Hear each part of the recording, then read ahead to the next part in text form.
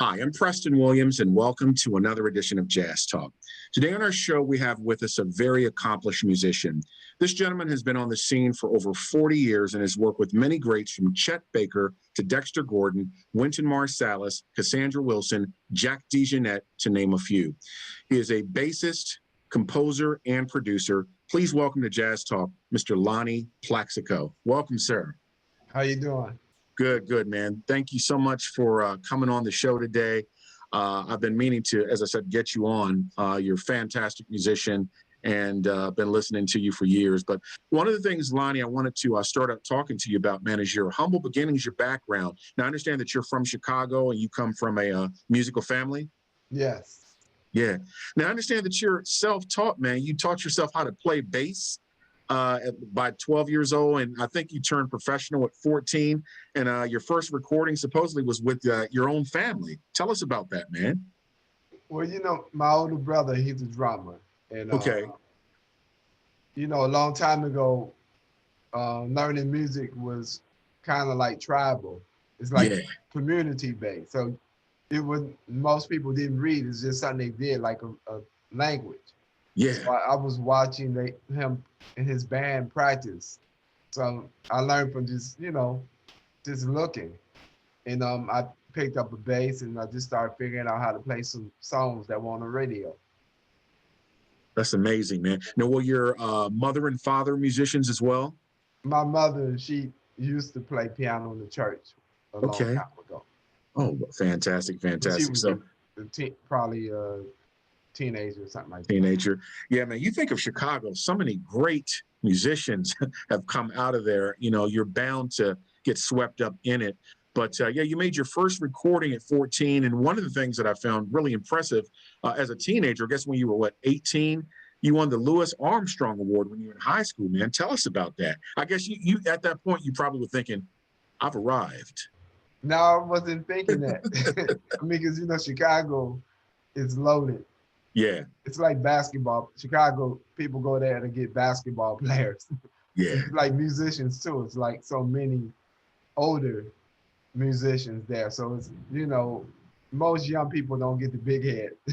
Yeah. It's like generational. It's like another generation before you. Mm-hmm. So, Mm-hmm. you just keep learning. Yeah. Lonnie, I was going to ask you, now at that time, of course, you were playing electric, or you were already playing acoustic by then as well. Now, did you, at that point, were you starting to read music? Because I know you were self-taught. Did you learn to read like during high school? Yeah, because, I wanted to play with the jazz band. And Mm-hmm. so my teacher, I would ask him about rhythms and stuff like that. Because I didn't go to a bass player. Yeah. First, my band teacher, and so he would, like write it out for me, and he would let me take the music book home and work on it. And Mm-hmm. so, reading music is like ABC. Actually, it's easier because it's not that many notes you got to learn. You got to learn rhythm. But once you learn it, it's pretty much the same language. So, I just practice it all the time. Yeah. I got a bass teacher when I started playing acoustic bass because, it's almost impossible. Lonnie, I was going to say real quick, we're having problems with the sound again. You're like breaking up really bad. I don't know what happened. You just started breaking up really bad again. Yeah. Maybe it's this Zoom thing. Maybe you have to talk slower.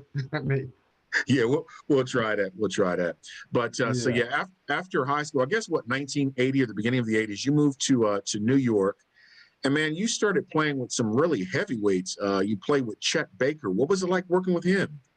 Well, I did one night with him, and it was Ben Riley, Howard Johnson. Wow.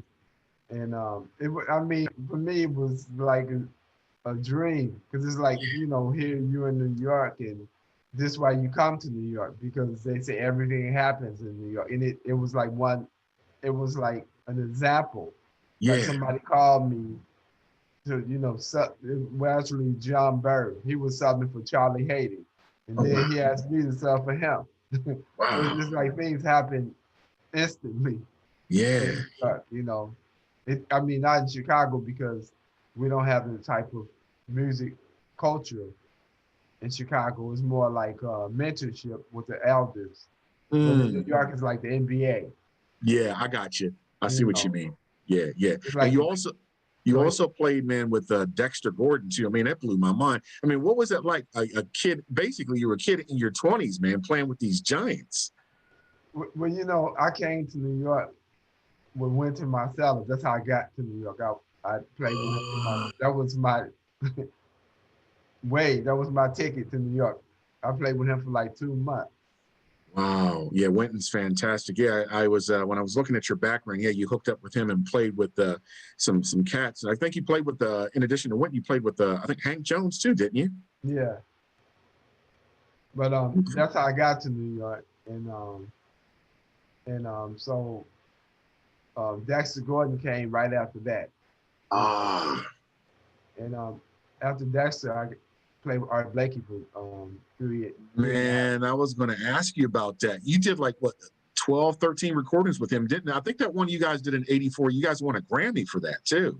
Yeah, that was my introduction to the reality of Grammy Awards. I mean, because I was happy, but I was disappointed because all of those bands that Art Blakey had, I realized they never won a Grammy.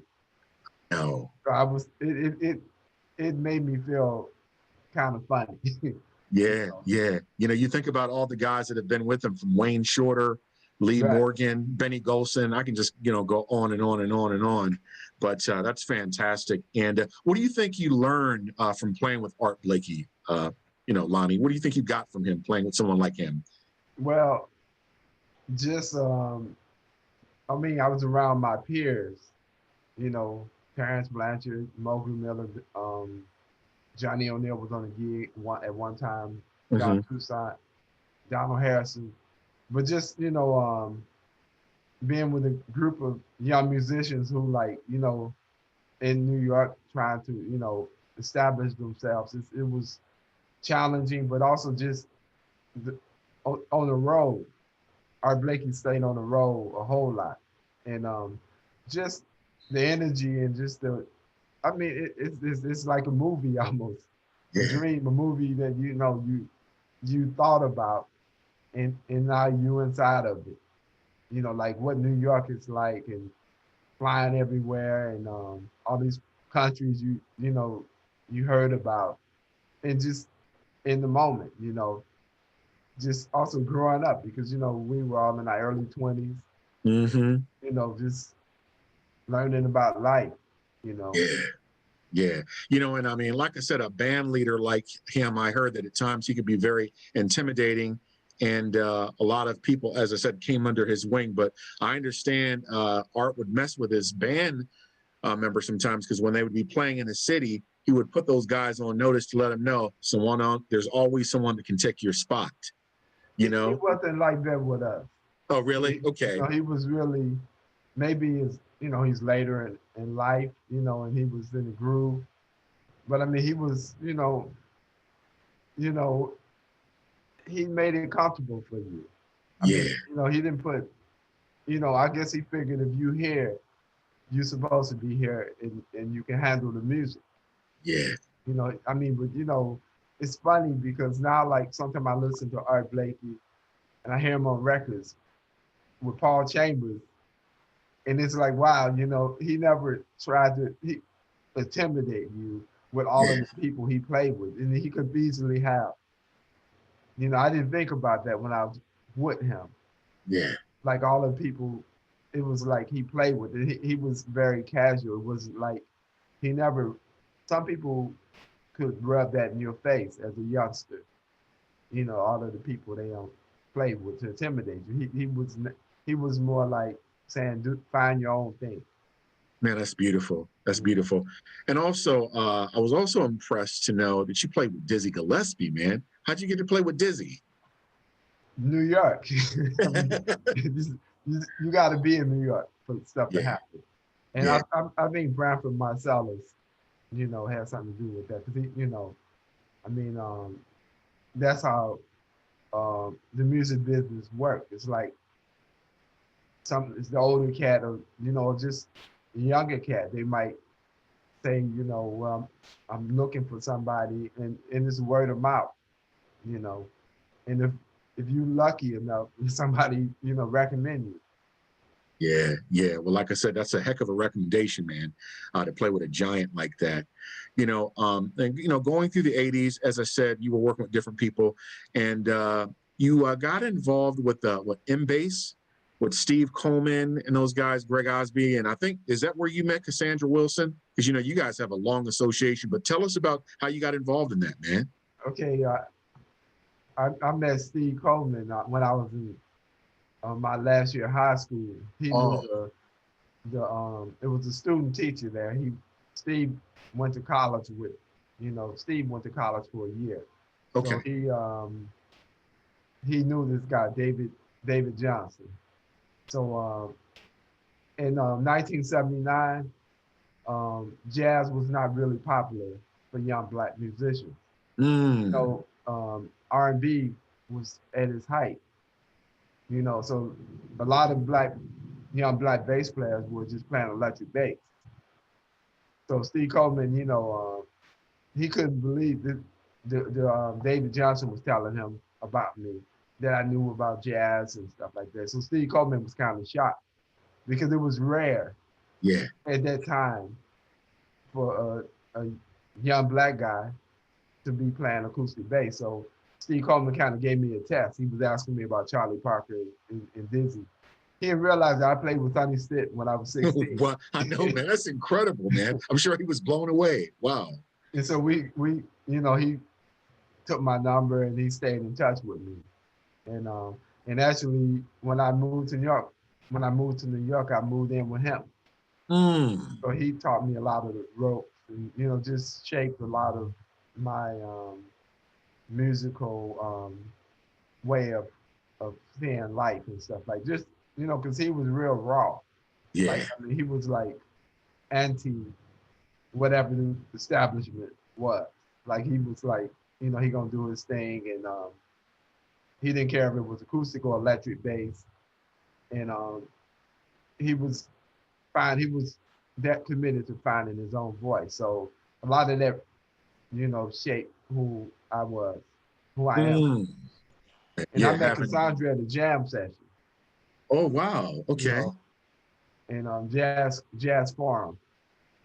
She thought I was from Mississippi, because Yeah. Right. Chicago is from Mississippi, and people speak like that. So and then she met Steve Coleman later, and I told him that I met her already, and he was like talking about he was really impressed with this singer.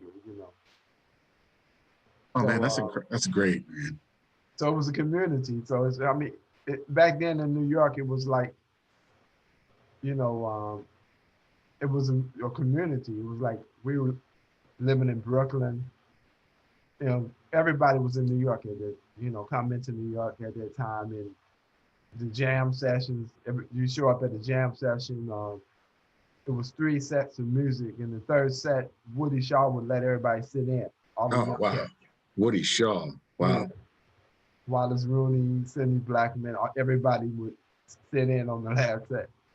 So that was something that he did all the time. That's amazing, man. Now, tell me about your relationship with Cassandra, because you guys have gone on to do great stuff, and you were pretty much like the musical director of that touring band for 15 years plus. Man, what was it like working with Cassandra? I mean, we started off our careers at the same time, so it was real organic and natural, Yeah, because we were figuring out everything around the same time. You know, like we're doing small local gigs together, but local gig in New York is not the same way it is in another city. John mm, Hicks is on piano, or it could be anybody with a name. yeah, In New York, I mean, you can hire almost anybody, yeah. you know. and that don't happen anywhere else, because everybody live in New York, so you can just call them up, and they they come and do a gig with you, Yeah, because like I said, you and Cassandra, man, I mean, just the stuff that you guys have done. She's one of the greats. I mean, I've had her on the show Mm-hmm. as well. But yeah, I mean, that music that Steve Coleman and you guys were doing, man, it was almost like futuristic or something, just something completely different. I'm like, wow. And I could tell, I can hear Steve's influence on you, because even in your own recordings, I said, yeah, I can hear that Steve Coleman influence. And, Lonnie's taking it and then taking it, somewhere else. It's beautiful, man, what you guys have done. Now, I wanted to ask you about Jack DeJohnette and Special Edition. That's my man. I mean, Yeah. as far as drummers, how'd you get to work with Jack DeJohnette? How'd you hook up with him, man? Greg Osby. Like I said, there's always somebody on the Right, inside right. pulling you in. And Greg Osby, Jack wanted to go in a different direction. He wanted someone who could play acoustic and electric. Mm-hmm. So that was a perfect situation for me, And I mean, Jack seemed very intimidating on the drums, but like meeting him, it was like very gentle. But if Yeah, you look at him playing the drums, you think he's gonna be a really mean type of person, or yeah, maybe he treat people that way. You don't know, yeah. because some people do that. They like celebrities, and they to keep people at distance because they have a lot of people coming up to them, very casual. Mm-hmm. But he was really just he was like Art Blakey in a certain way. Like he didn't want you know he wanted to know who you are as a musician. He didn't say, well, I want you to play like this or play like that. You know, and Yeah, it was always about finding something different. You know, and I started that off with Art Blakey. I was searching for certain things. You know, yeah. and sometimes people don't like that because you plan. Some people just want you to play the traditional role. Right. You know, and so being around Steve Coleman and I went against a lot of that. I mean, when you first start learning, you learn a traditional Right. way, but you go through phases. Because as a young person, you're supposed to go through phases because just that's the time to figure out things when you're young, Right. making mistakes or whatever, and just mess with stuff. Like right now, I probably play those gigs different. More, I might just say, okay, I'm gonna just lay it down for you now.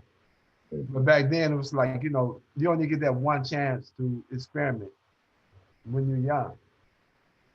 I mean, I'm still experimenting now, but it's like okay, I'm gonna just do what's required for when people call you. You know, Yeah. so That's good, man. Yeah. Now, are you more comfortable? I know you play both. Are you more comfortable playing upright or electric bass? to me it's the same. It's the same thing. It's just different. Um, you know, what would I say? The acoustic bass, you can give it more. You can like dig in more and stuff like that. The electric bass is almost the opposite. Like you have to play a little lighter. But the music is music. It's music. So once you like get in the groove, it's like just it's to me it's just music. And It's just, also I started out playing electric bass. that's right. I That's started right. out playing R&B music, so that's where my roots are. Jazz was more like assignment. It was more of an assignment for me. It wasn't really my culture as a teenager because most teenagers listen to music, according to their time. I was listening to Earth, Wind and Fire, Kool and the Gang. Of course. You You talking know, about Chicago people, Earth, Wind, and Fire, with Charles Stepney and all those guys, Maurice White. Yeah, yeah. yeah. So a friend of mine, when I played with my first professional band, he played saxophone. He was turning me on to Coltrane and stuff like that, and just exposing me. There's always saxophone players, you know. That's probably why people tell their daughters don't mess with saxophone players. They always turn you on to some other stuff, you know. He Right, took me to right. the mosque, you know, with the Muslims in Chicago. You know, he exposed me to just a whole. He actually opened my mind to a lot of stuff. You know, Yeah. actually by teaching me about jazz, about telling me to go back, Mm. and I realized that when you learn in anything, you got to go back. Yeah, man. You know, so it was like I was 14, so you know he was my mentor. You know, he was like, here we are playing skin tight in the Ohio players playing all this R&B stuff, Right. and he's like telling me about Charlie Parker. Mm. You know, I mean, I'm playing. He telling me about acoustic bass players. Actually, he took me to my first jazz club where I saw somebody play acoustic bass. You know, but Oh, that's beautiful, man. I mean, because you know he was a jazz guy, but Right. you know, but he still played R&B. But you know, most saxophone players they get exposed to jazz right away. You know, because it's just the nature of the instrument, and also they they learn how to read right away because saxophone is not an instrument you can just pick up like a drums or a bass. Right. You know, Right. they have a whole fingering system, and the read you need a teacher. Yeah. You know, that's just getting back to Jack DeJohnette. In addition to being a great drummer, he's a fantastic pianist too. You And know, composer. And yeah. composer. Oh yeah, man. Oh yeah. That stuff that he was doing with Special Edition and all the groups that he's had. You know, Jack has always been one of the leaders coming from that Miles Davis school. Now, I wanted to ask you, just getting back to Cassandra a little bit. You Mhm. guys seem to have a good rapport with each other. Was it something? Was it? Do you think she picked you to be the musical director, maybe because you guys just have that good friendship, that connection, or is it something about the way you play, Lonnie, that just maybe you guys went in that direction? She says, you know, I can work, I can do something with this. You know, the way Lonnie's playing, I think we can get move on that and do something with that. Well, Brandon Ross was her first music director. Actually, I Gotcha. did some stuff for her. She asked me to do musical directing before her Blue Note records, Gotcha. you Okay. know. But he did most of the arrangements on her Blue Note record, Blue Night, Blue Night to Dawn, the first Blue Note record. So he did a lot of the arrangements. So he was the musical director at first. But Uh, um, you know, people, musicians, they have issues. So then I became the musical director. And gotcha. I mean, I knew her. I really knew her from her first CD. I played on her first CD, and just you know, just spent a lot of time with her. So it was like, okay, we already understood each other Mm. musically, and just you know, just far as the way we think and everything like that, you know. Yeah, definitely a strong connection. Man, you played with just so many people. I mean, Lonnie, your resume is incredible. I was just looking at the people. I said, this cat's played with everybody. Man, you played with another great, Abby Lincoln. What was it like playing with her, man? Um, I mean, Abby was straightforward. She was real. I mean, you know, she talked about political things, Yeah. stuff like that. It wasn't just, you know, it wasn't just music. It was like life and I mean, you know, she would teach you in a way like, um, like sometimes people stuff that they might not teach you in school. Right. I mean, I didn't go to no music school, but like I think her she would say something like she don't play jazz, she play Abby. Like, Hmm. this is my music. It's not jazz. It's her. And one time she yelled at us because we were playing, and she just said, "Look, follow me. I don't care what the tempo was." she said, you know, listen to me, listen to my lyrics. You know, normally people say keep the time. People teach you stay, you know, keep a good time. She was like, no, you follow me. Mm. You know, wherever I go, I don't care if I slow down. You slow down with me. You got me thinking about something, Lonnie. Let me ask you this. What's the difference between just playing, you know, in a group, whether it's a quintet, quartet, sextet, and playing or comping behind a singer, a vocalist? And as you said, following her. Is that something more difficult, man, to just play behind like a singer? Like, for instance, when Cassandra is singing or doing like a little solo or something, and you're playing something behind her. I mean, what is that like as opposed to just playing in a group without a vocalist? Okay, with singers, like I said, they got lyric, they have words, and they expressing themselves different. Horn Mm. players, you know, they can play behind the beat and stuff like that too. But with singers, it's I mean, you know, the the voice they need to be heard. So I think you have to be more sensitive and listen closely here because Mm-hmm. it's in a different it's the same expression, but it's probably because it's the first instrument, the voice, you know, and the words. The saxophone player don't have no problem getting out the melody, Yeah. but a singer singing a lot of notes, you know, they have to slow that. Sometimes they have to play more lazy or pull it back a little. Whereas with a piano player, they don't have to do that because there's no work, no lyrics, you know. Mm, interesting. Yeah. You also play with Alice Coltrane too, man. What was that like? Well, you know, I was playing with Robbie, and she was a guest. Ah, We played okay. at town hall, and she was the guest of that gig, you know. So I mean, you know, she was very like, you know, quiet. I mean, as you can imagine from her music, it was like she was, you know, very reserved and stuff. And I played with Michelle Coltrane, and I asked her about her mother a lot. I mean, you know, I was asking her, well, did your mother teach you all about all of the Eastern philosophy stuff she was in? She said she tried to, but they didn't want to hear it. When they were, I'm like thinking to myself, you know, I've been studying all of this stuff, and your mother knew this stuff.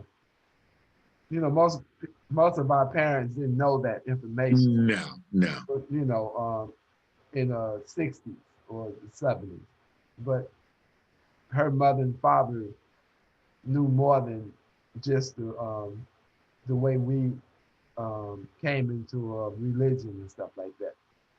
But she And said she wasn't interested in it, you know, so she didn't pay too much attention to it. yeah, Yeah. yeah. You know, I was going to tell you, Lonnie, all your recordings, man. I have several, and probably my two favorite, I would say, is Emergence and West Side Stories, man. Uh-huh. I like that cut on West Side Stories, that Funkadelic, man. I love that one. You That know, was.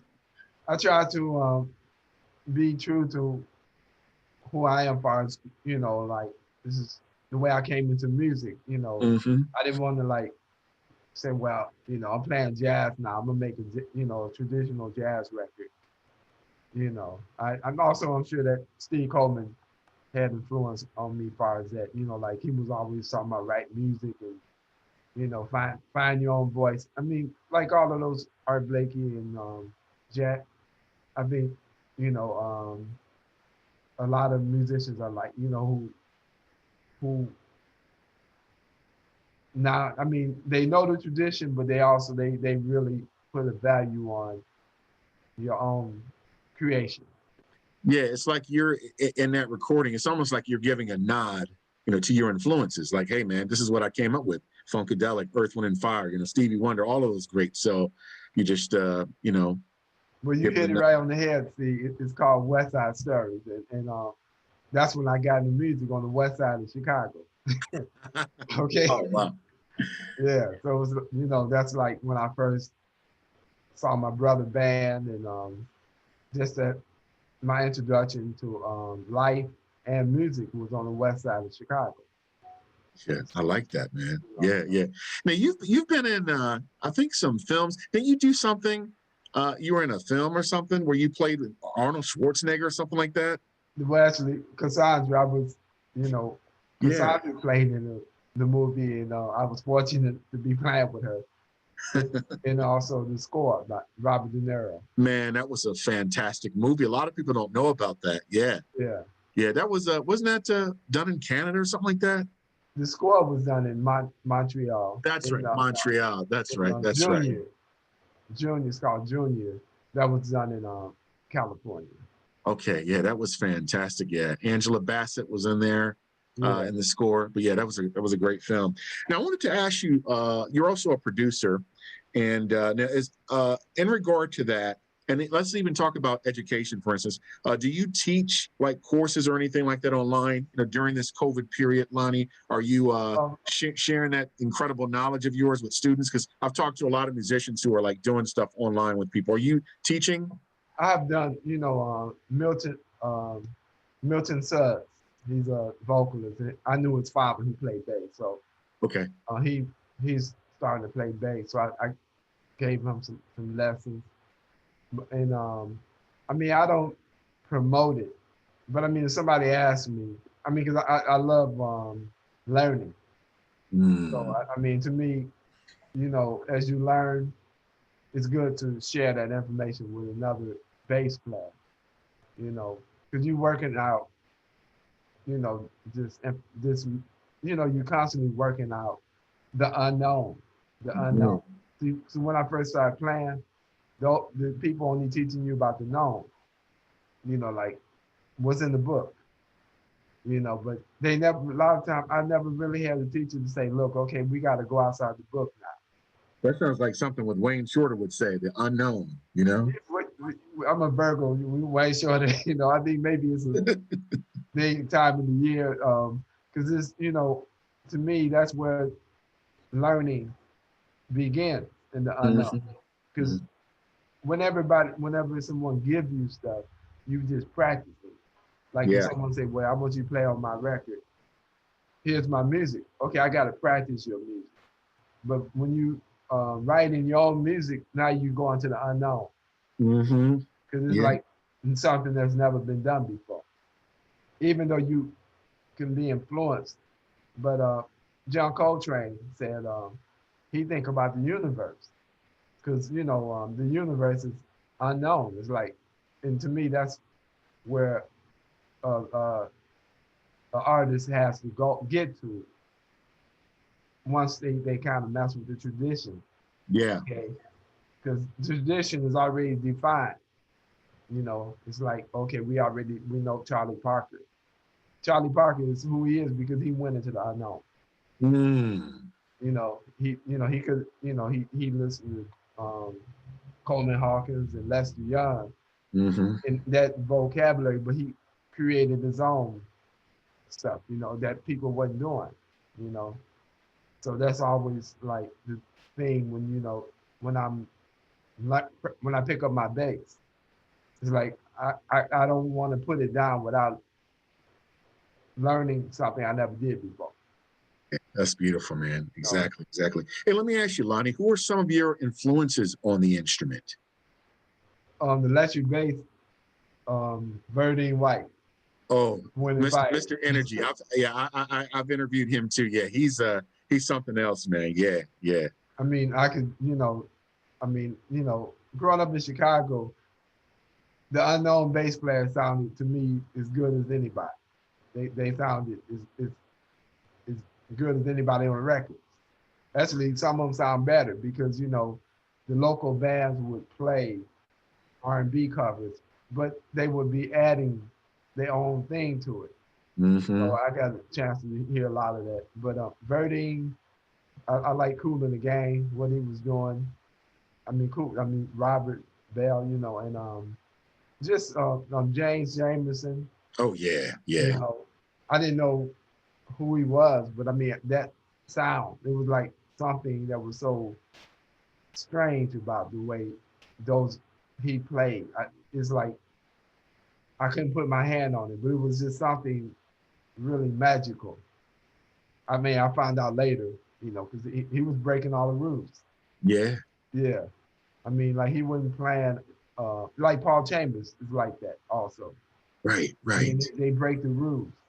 They make what somebody would tell you not to play. They make it work, and that's what made the music. That's what the Clash. They have Clash in their plan, but Mm. that's what made to me stick out. It was like something a little off, but it was like not off. It was like special. Yeah. What about guys like Stanley Clark, Jaco Pastorius, Marcus Miller? Well, Mark is probably 1 year older than me. Yeah. Okay, so as a teenager now, Stanley Clark was before Jaco. I mean, Right. his record. So of course, everybody. I mean, that was. I mean, Stanley Clark was my first, like, really.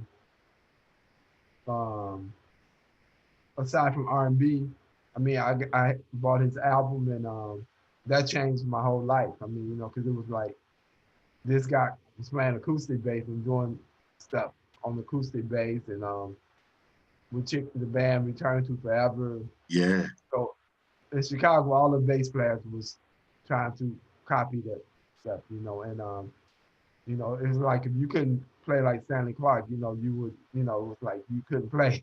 So this is, I was 14 years old, so we, it changed. It was like, okay, well, technically you have to start learning different because most of the music um, before the R&B music, they had bass line.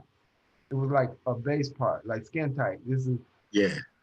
most songs had a bass line that you had to play through the whole song. So as you get into jazz, it's like you can open up more and do your own thing. So Stanley Clark, Cool days. yeah, I mean, I knew like I wanted to play acoustic bass and electric bass because of him. Yeah. I was like, so influenced. I want to do what he doing.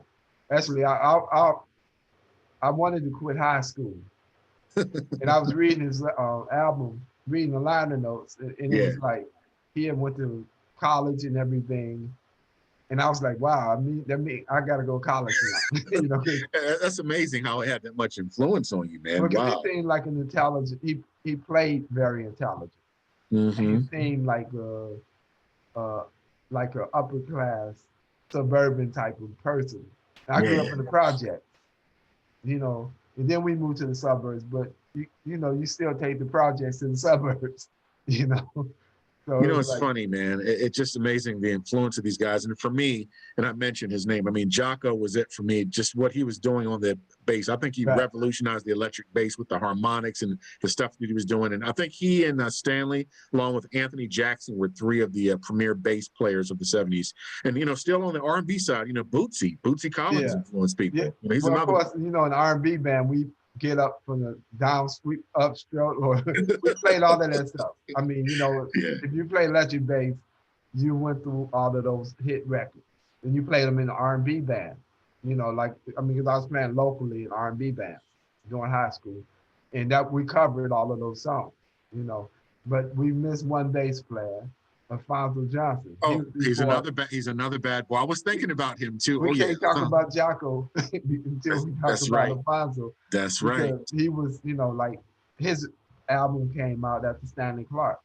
Right. So I got his album, and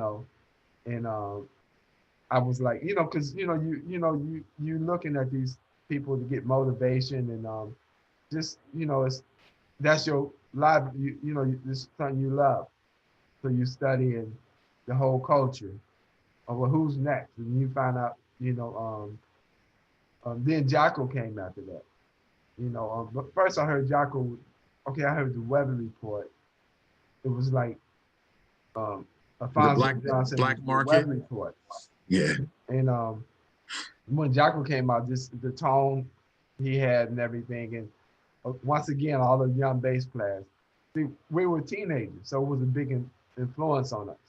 I mean, Jaco might be 9 years older than me, so we close to that era. But also I had a chance to, meet Jocko. Really? When I first moved to New York, I was playing a gig with Mino Sinaloo, the percussionist, and Andy Bay. And Andy Bay, the Jocko, singer. Yeah. and we was doing a trio gig, and Jocko came. We was hanging out at the club, and he wanted to sit in. You know, I had electric bass and acoustic. He sat in on my electric bass. And one time, I was in London with Art Blakey. Jocko came to the club, and he wanted to sit in. He played my acoustic bass for one song, and then he went and got his electric bass. But Yeah. he would be at the jam sessions. I mean, Jocko, when he was around, when he was alive, in his, you know, down, when his career was like real low, Yeah. Yeah. he wasn't really, the musicians knew it was more of a tragic thing. It wasn't like he was Right. celebrated. It was almost like Right. a junkie, somebody who could do something, an NBA basketball player. Like Right. nobody's celebrating Latrell Sprewell, all of these Right. people. So it was almost like that when he was alive. Right. It was like, I remember at a jam session, I had to tell him to stop playing the guitar, because, I was taking the bass solo. He was trying to cup on the guitar because he was like around New York, in the 80s. Yeah, that was when he was on his down. Yeah, because like I said, when he hit the scene in the 70s, especially 76, 77, 78, he was like the talk of the music world as far as bass playing is concerned. He and Stanley Clarke. But yeah, that's a shame what happened to him. Yeah. But I was also going to ask you in regard to, when you're just at home, Lonnie, just chilling, relaxing, man, what are you listening to? What artists are you listening to? Are you got a little bit of old stuff on or some new stuff? Or what is Lonnie Plaxico listening to, man, when he's just home chilling out? I check out the young cats. I mean, anything that, to me as a musician, you got to check out your peers. You got to check out the cats who come after you. Yeah. I check out Christian McBride. Oh yeah. To see, I like what he's doing, like far as extending the technical thing on acoustic bass. So Bob Hurst, oh yeah, anybody. I mean, Marcus. I mean, and then you got the unknown guys. I mean, hey, it's not. It don't belong to nobody. Right. One guy I forgot to mention who's carved out his own thing, and he's one of the great players. Is Victor Wooten. Of course, I mean, that Victor, dude is incredible, man. I mean, when I first, he's also as good as bass player he is. He's like that as a human being. Yeah, he is. He's a real good guy. I mean, he like, immediately he wants you to play his bass, and he's like, actually when before his first CD came out, he actually gave me a copy of it. Oh, okay. Before that's the type of person he is. Right. I mean, before it even hit the stores, I mean, he knew that I played with Jack Dees and that, but I mean, he was just really, it's like you and him. He's you are him. You're part of him. He was just really, and also some things he said influenced me musically. Because when you start learning, taking lessons, it kind of like people start giving you rules. And Victor didn't live in New York, so he was like that person who never left Chicago and just raw, and just didn't care about, sometimes you get to a city like New York, and it's like more, it's more rules. It's sometimes it's not, but it's a culture of okay, well, the tradition. People wanted to hold you to the tradition. Right. Victor didn't go through that. He was in Tennessee somewhere, so you don't have to deal with that. He was with a band, so it's more his approach. He was like saying, "Don't matter, just get the note out. Don't. Yeah. It really don't matter." So I started really applying that to my music after I just the way I approached the bass after speaking with him. It's like don't matter, forget the fingering, don't, because you know when you're learning stuff classically, they giving you this strict way of you can't do it that way. You can't, you know, it's more rigid. Yeah. So, and I went back to what I was as a child when you didn't know how to play, when you didn't know. Right. To me, people got to go back to once you learn this the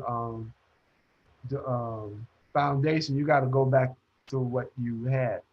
It's almost like you're an open sponge and you're just absorbing everything, you You know? have to be because it's like I said, it's going back to the unknown. Okay, like well, find another way to do something. Like people say, well, use one finger, use two fingers. And I mean, I got a lesson with Niels Hennings. I don't know if you know who he is. Oh, yeah, I do. Oh, yeah. I was Art Blakey playing in Paris, and Kenny Drew and Niels Hennings. Mm. They came to our gig. Wow. You Kenny know, Drew. Wow. yeah. So I was like, wow, Niels is here. Because this is a long time ago, Niels was the new guy. Yeah, After Ray Brown, that's Niels right. was like That's right. what Christian McBride is for a young cat. So Nils was like that for me. So Mm. I was like learning his stuff and about that's how I got playing with Dexter Gordon. I listened to a lot of Nils Henning with Dexter. So Wow. when I got to get with Dexter, I knew all the music because That's I cool, was man. checking out Nils Henning Wow. with Dexter. Did you was Charles Mingus an influence on you? I mean, maybe I talked to a lot of bass players about him. Maybe not as much the playing, but as a composer, he was brilliant. I mean, I bought his records and stuff as a teenager, and I mean, his composing is he's very individual, like I mean, original, Yeah. and I didn't try to like copy his stuff, like like you listen to a Ron Carter or Ray Brown. Right. I mean, because they accompany Ron Carter and Ray Brown, they accompany more people. Charlie Mingus had his own band, so you don't, um, he did things his own way.